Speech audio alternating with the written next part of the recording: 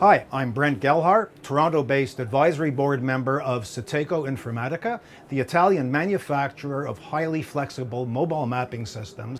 We have geometric classification, which brings huge advantages for edge detection and point cloud editing. It consists of computing the normals and curvatures in the neighborhood of each point and is a great help for the edge detection and feature extraction. Semantic classification allows automated selective views of point clouds and object detection through a sophisticated 2D and 3D deep learning algorithm which has been implemented. And this is used in object detection for signs, posts, poles, buildings, and so on. So the software is fully compatible with the most widespread mobile mapping systems such as the Optec Lynx, Regal VMX, Topcon IPS3, Leica Pegasus, and of course SITECO's own road scanner product line. Visit our website at www.sitecoinf.it. Have a good day. Thanks.